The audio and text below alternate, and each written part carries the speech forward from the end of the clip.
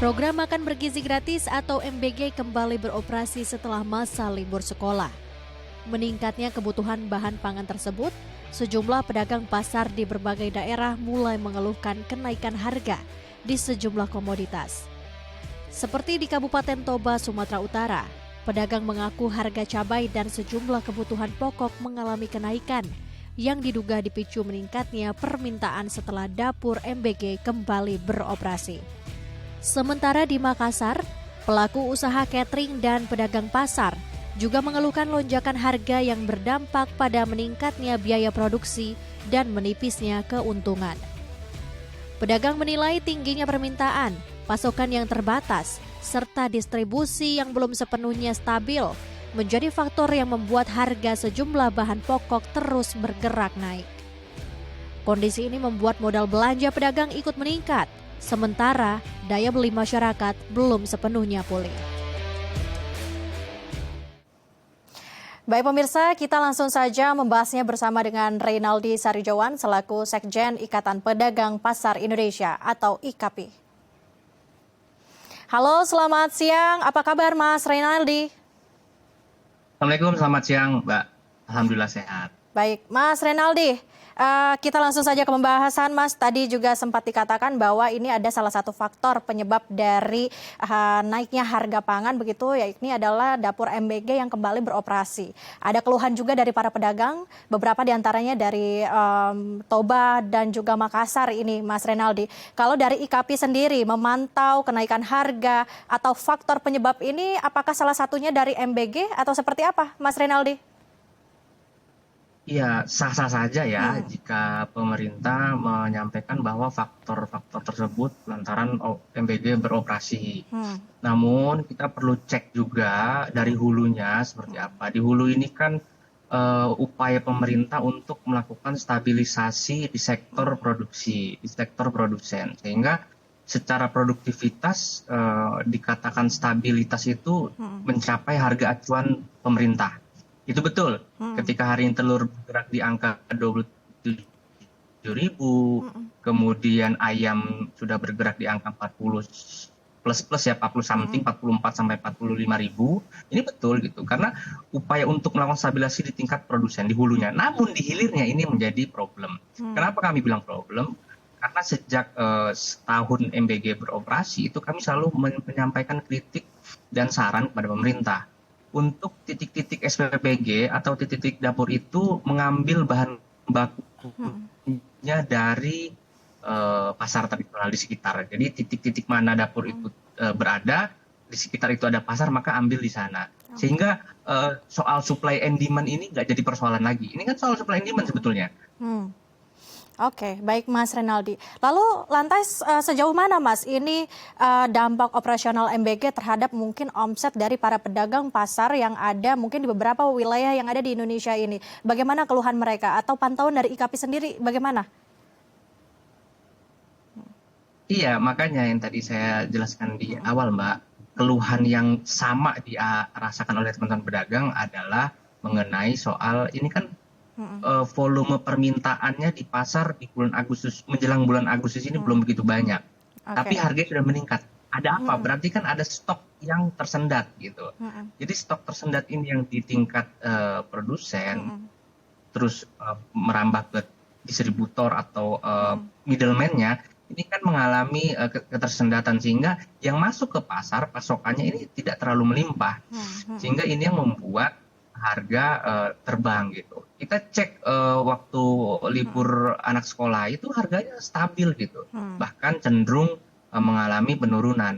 Dan di beberapa media juga saya sampaikan dengan hal yang sama bahwa upaya pemerintah untuk melakukan stabilisasi itu ada dua kategorinya. Yang pertama adalah di tingkat produsen dilakukan, namun di tingkat konsumen yaitu di hilirnya di pasarnya itu harus juga dilakukan stabilisasi gitu.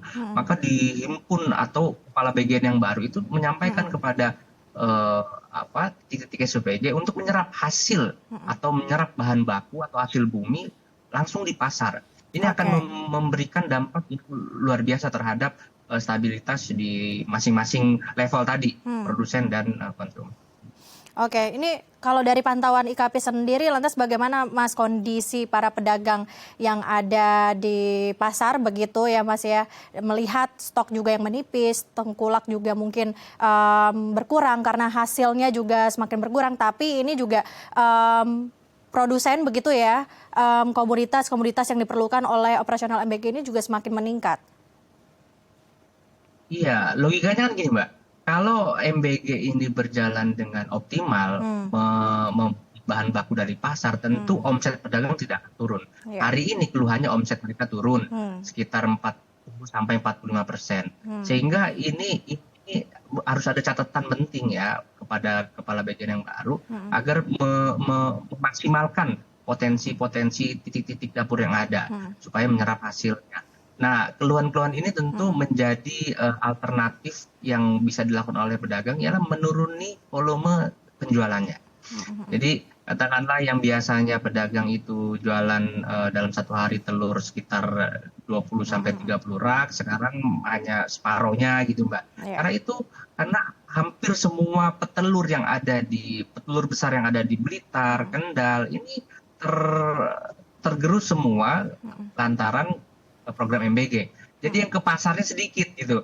Jadi hmm. jadi ini tentu harus ada stabilitasnya, harus seimbang gitu antara produsen dan konsumen. Tentunya di pasar itu harus seimbang sehingga eh, terciptanya stabilitas dan keseimbangan harga. Oke, baik. Mas Renaldi, selain tadi yang faktor penyebab mungkin ya, ini adalah salah satunya MBG. Namun, apakah ada faktor penyebab lainnya sampai akhirnya mungkin omset turun daripada pedagang pasar dan bahan pangan kita atau komoditas pasar begitu naik jumlahnya atau harganya juga, Mas Renaldi? Iya, jadi memang saya ingin laporkan juga ya Mbak ya Hmm, di apa namanya di hari ini hmm, bahwa beberapa komoditas ini memang terutama yang kami soroti itu ada dua ya, hmm, telur dan ayam. Namun beberapa komoditas yang lain juga mengalami lonjakan harga hmm, seperti cabai rawit merah itu hmm, sudah di angka 56.000 gitu. hmm, Kemudian minyak goreng juga mengalami kenaikan ya. hmm, Curah itu sudah tembus di 22.000. Dan minyak kita ini tentu hmm, masih menjadi concern pemerintah untuk hmm, memaksimalkan agar menyentuh HET yaitu di 15.700 per liternya. Sampai hari ini rata-rata nasional minyak kita masih di kisaran 16.000. Bahkan terakhir saya cek hmm, di Makassar ini ya, hmm, kebetulan saya lagi di Makassar, di salah satu pasar itu mengalami lonjakan hampir semua komoditas. hmm, hmm. Jadi ini keluhan ini sudah dirasakan sejak MBG berjalan ya, tapi faktanya itu harus kita Hmm, telusuri, harus kita analisis dampaknya itu apa. Karena kalau mau kita dalami, mau kita urai satu persatu, hmm, persoalannya ini cukup panjang. Karena hmm, pemerintah hanya fokus di tingkat produsen, sehingga pasar ini sedikit terbengkalai. Kalau saja pemerintah atau kepala BGN yang baru Pak Sudaryono hmm, ini memaksimalkan potensi pasar hmm. untuk menjadi mitranya, menjadi mitra titik-titik SPPG, saya kira ini akan memberikan efek yang luar biasa. Masyarakat juga belanja ke pasar akhirnya nggak tinggi harganya, Mbak. Oke. Dengan 100.000 mungkin masih bisa beli beberapa bahan pokok. Hmm, Kalau hmm, hari ini sudah naik, paling hanya 2 sampai 3 bahan hmm, pokok hmm. saja yang bisa dibeli oleh karena harganya Baik. sudah tinggi. Baik, berarti artinya ini juga harusnya menjadi concern pemerintah begitu ya Pak Renaldi. Ini di samping menjadi produsen komoditas bagi dapur MBG, tetapi juga ini jangan sampai menghilangkan stok dari yang dibutuhkan konsumen yang ini masyarakat sendiri. Nah, kalau dari Anda ini bagaimana cara dari pemerintah sebaiknya untuk mengoptimalisasi agar harga pangan juga tidak naik dan konsumen juga bisa merasakan tidak adanya kenaikan harga, namun juga MBG dapur MBG begitu ya juga tetap terpenuhi komoditas kebutuhan pangannya, Mas Renaldi. Iya. Maka maka pasokan yang seharusnya atau Hmm, yang biasanya itu dipasok ke pasar itu sebelum-sebelumnya adalah yang tadi hmm, saya sebutkan, misalkan satu pedagang telur di pasar itu hmm. 50 rak, itu harus dilakukan secara kontinu dan sustainable. Jadi Oke. jangan mengurangi volumenya sehingga itu Hmm, akan memberikan dampak yang luas. Jadi itu satu. Yang hmm, kedua, soal rantai pasok. Ini rantai pasok juga penting menurut kami karena ini juga penyebab harga melonjak. Rantai pasok yang terlalu panjang menurut kami nyampe ke pasar itu dari tingkat produsen, petani, peternak, nelayan sampai ke pasar harganya sudah tinggi. Jadi rantai pasok yang panjang ini juga menurut kami membuat harga di beberapa komoditas terpantau tinggi. Yang terakhir menurut kami ialah grand design pangan. Jadi kita ini selalu menyampaikan kepada pemerintah untuk memperbaiki tata niaga pangan kita dari hulu ke hilir. Maka ini kan sudah mulai terbuka nih bahwa pemerintah fokus di stabilisasi produktivitas petani, nelayan, peternak. Kami merasa bahagia karena selama ini memang banyak sekali petani, nelayan, peternak kita mengalami kerugian. Namun tidak juga memprioritaskan pedagang pasar. Maka itu menjadi prioritas juga menurut kami. Pemerintah memfokuskan hal itu supaya ada stabilitas keseimbangan harga 14 komoditas bahan pokok ke depan. Oke, baik. Nah, ini juga berdampak bagi para pedagang pasar tentunya, dan salah satunya adalah faktor penyebabnya juga ini daya beli masyarakat yang menurun. Nah, saya ingin tahu bagaimana tanggapan dari IKP sendiri melihat hal ini, tapi nanti kita akan bahas usai jeda, Mas Renaldi. Dan pemirsa juga jangan kemana-mana, kita masih di Halo Indonesia, tetap di Halo Indonesia.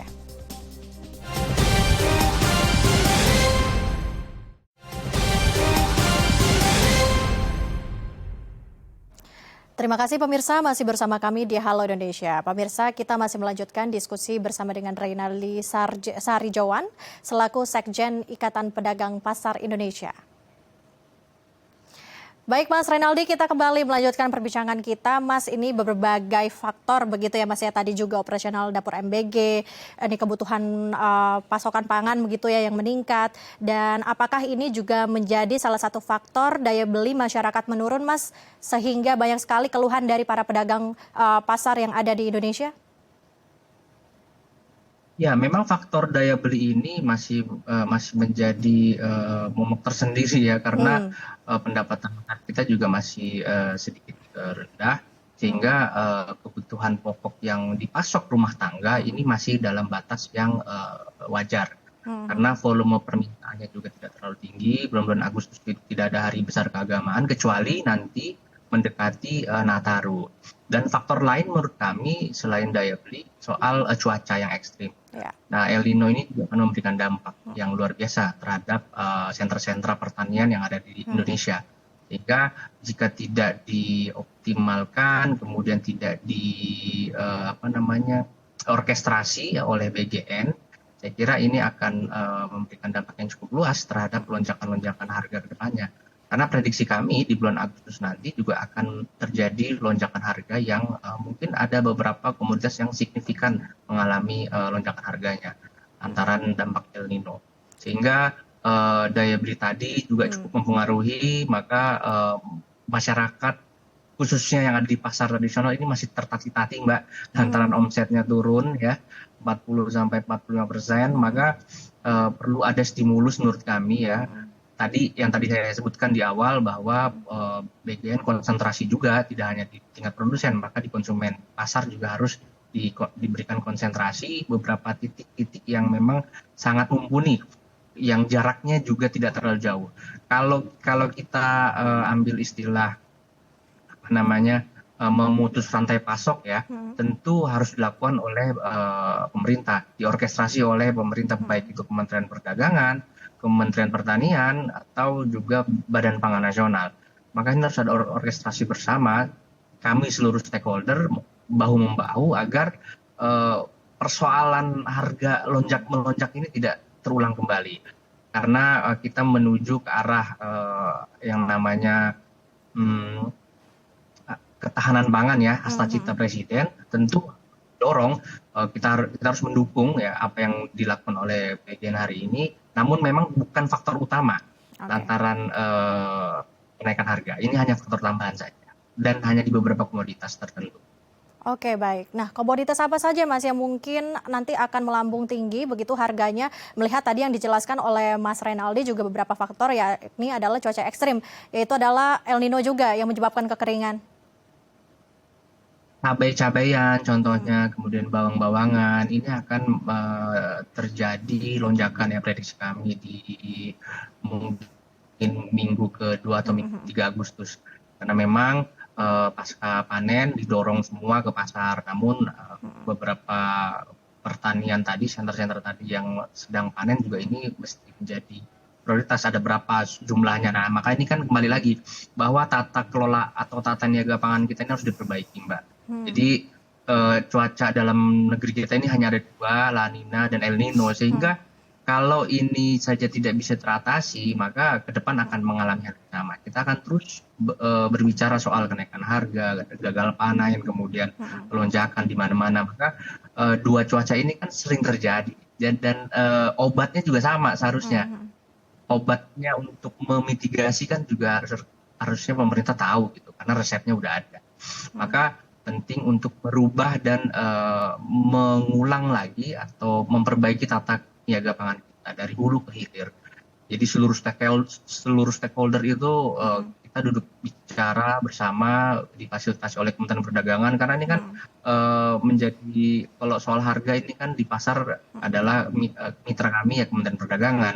Jadi kalau Kementerian Perdagangan mengundang rapat untuk pedagang pasar untuk bicara, duduk bersama dari hati ke hati mengenai persoalan harga ini, saya kira kami akan terbuka dan mendorong agar melakukan upaya-upaya pencegahan yang terjadi di pasar seperti kelangkaan dan lain sebagainya. Maka ini penting menurut kami agar kami juga bisa cek langsung fakta yang ada di lapangan, harganya sudah sejauh. Hari ini saya di Makassar kebetulan dan saya cek langsung komunitas di Pasar Terong, Pasar Sentral, kemudian yang lain.